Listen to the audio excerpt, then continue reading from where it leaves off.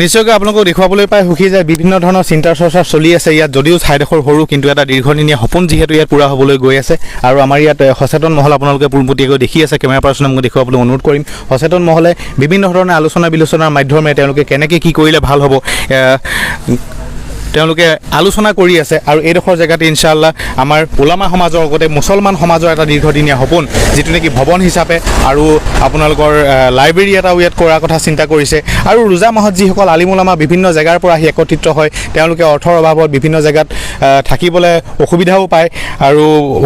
অসুবিধাৰ সন্মুখীন হয় সেই এনেকুৱাবিলাক কিছুমান অভাৱ অনাটনেই এই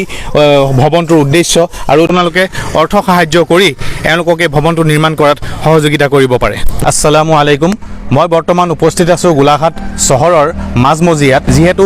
ওলামাসকলৰ লগতে গোলাঘাট জিলাৰ সচেতন মহলৰ এটি দীৰ্ঘদিনীয়া সপোন আৰু দীৰ্ঘদিনীয়া এটা অভাৱ আজি পূৰণ হ'বলৈ গৈ আছে যিহেতু ওলামাই ইছলাহে মুআশ্বাৰা হওক বা দিনী তালিম বৰ্ড হওক বা জমিয়ত উলামা হওক আমি এনেধৰণৰ অনুষ্ঠান প্ৰতিষ্ঠানবিলাকৰ কাৰণে যেতিয়া এটা আলোচনা কক্ষ আমি বিচাৰোঁ তেতিয়া অসুবিধাৰ সন্মুখীন হোৱা হয় বা বিভিন্ন জেগাত আমি ভৱন কিছুমান বিচাৰি যাবলগীয়া হয় গতিকে আজি সচেতন মহলে তেওঁলোকে নিজাববীয়া এক ব্যতিক্ৰমী পদক্ষেপ হাতত লোৱা দেখা গৈছে তেওঁলোকে সচেতন মহলে আজি এই ধনচিৰি পৰিয়াছ বা মক্তবৰ ঘৰত তেওঁলোকে আলোচনাত মিলিত হৈছে সমান্তৰালভাৱে সহযোগিতা আগবঢ়োৱা দেখা গৈছে ইয়াত আমাৰ সচেতন মহল উপস্থিত আছে লগতে ওলামায়ে কেৰামো উপস্থিত আছে আজি তেওঁলোকৰ পৰা বিশেষভাৱে মই জানিবৰ কাৰণে ইচ্ছা কৰিম তেওঁলোকৰ ইয়াত মতামত কি লগত পোনপটীয়াভাৱে আমি আলোচনা কৰিম আমাৰ লগত আজিৰ সভাখনৰ নিৰ্মাণ কমিটিৰ সভাপতি মহোদয় আছে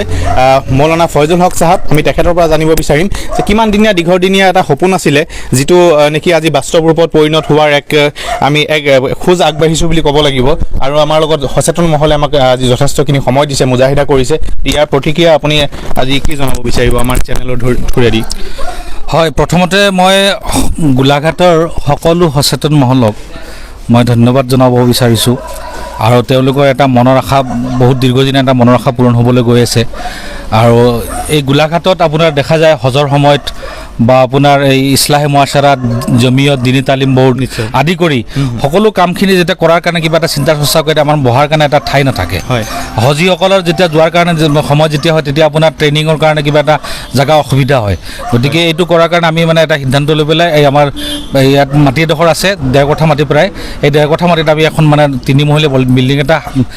নিৰ্মাণ কৰাৰ কাৰণে আমি সাজু হৈছোঁ আলহামদুলিল্লাহ আশা কৰোঁ গোলাঘাটৰ সকলো সচেতন মহলে মুছলমান যিমান আছে সকলোৱে আমাক সহায় সহযোগ কৰিব বুলি আমি কামনা কৰিছোঁ